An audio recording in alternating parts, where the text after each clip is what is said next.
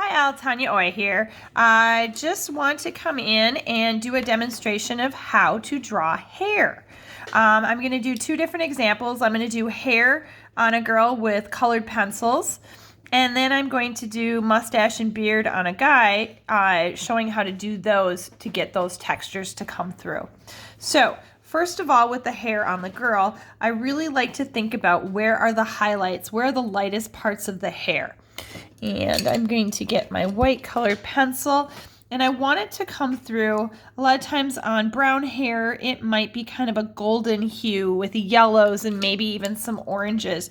So I'm going to put those undertones. I usually like to start with where the part might be. So I'm going to give this girl a part right in through here. And it might be hard to see at first. And I'm going to give her long hair. And what I'm doing is I'm starting in with the light tones, and then I'm going to build in the dark tones in between, because once I get the dark tones in there, it's harder to get everything to show up. And if you want to add a little curl, you can, bringing that through. Really paying attention to the marks you're making. You know, where is the hair basing from? And how long is it? Do you need to make long marks? Are they wavy? Are they curly? Are they straight? And based on the hairstyle of the person, that's what your marks will be. So I'm just going to lay that to start with. Now I'm going to come in with my brown, and we're going to just pull in between. And there's a lot of marks into this until it starts to come alive. Like I said, this is going to be brown hair.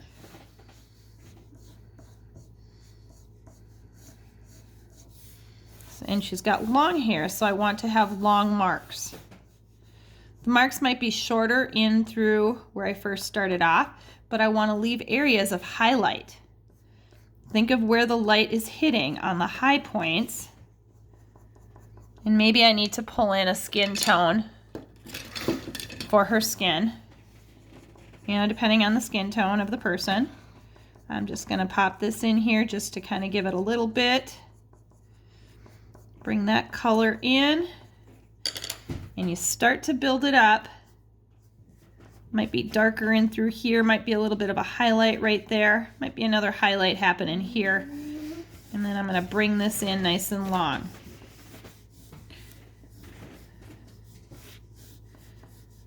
Think about the style. A lot of time it's just nice to see. And then think about where the shadows are on the face, where the hair comes in.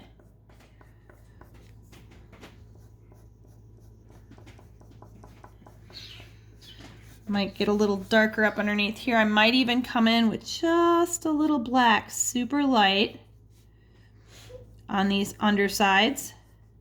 And I won't leave it as just black, but I want to pull a little bit in there just to get a little bit of the dark undertones. And you can see how it starts to come alive.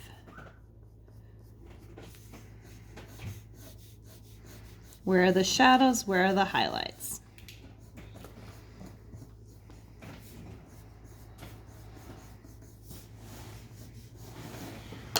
Come in with the brown on top. And I start to press a little harder as I go here. And hair is lots and lots of mark making, lots and lots of lines.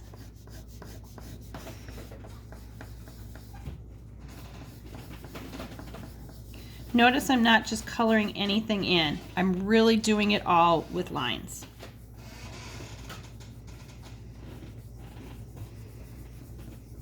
Where there's more shadow, I'll use more black and I'll build it in a little bit further. But always coming back on top of it with the brown because I don't want it to come off as black.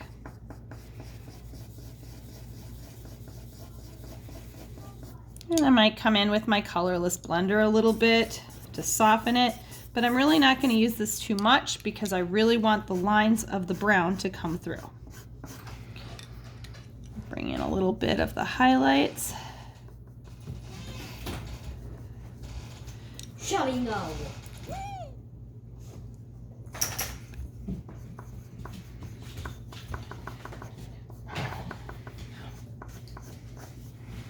And I might come in with a little bit more of the whites or yellows where the hair is highlighted, but don't be afraid to let that be. And that's how you get the hair to happen on a girl or guy. But that's what I would do with colored pencil. And I would probably work that a little bit more, but that you get the idea of where I'm going with that. Leaving highlights, having lowlights. Next off, to do a beard or a mustache or somebody with short hair. Really pay attention to the direction of the hairs. For example, when you're doing eyebrows, the hairs kind of go up and down in this area, and then they come sideways, and they kind of just go in. Same thing on this side, upward, and then as the eyebrow comes up and around, it changes its direction. Now for the mustache, same thing. Short little lines, and you come in, and the direction will change, and you just build it up. Think of the color of that mustache, the shape of the mustache, and you just keep going in with short little lines. Where are the highlights? Where are the lowlights? Is it a gray mustache? Is it browns? I'm just gonna do black and white here so you get the idea. You know, does it come all the way down to the lip? Usually there's a little shortness, depends on if they've got a trim or not. And every guy, it grows a little different. And then I kind of come around here, if it's a goatee, keeping the line short. That's the key. Unless you get into somebody who's got a really long beard, well then of course it might come in a little further. But once again, notice how I changed my direction with my lines a little bit, and I'm coming up, and I don't want them to look stripy, meaning I didn't work in rows like this. I'm kind of just going back and forth and building it up. And just kind of going until we get to the point of you're happy with the beard that you have created. Shape and line length and mark making are key in making this happen. And there is how you would make a goatee for a guy. As far as their hair, you know, depending on, once again, what's the direction of the lines? Where's the part?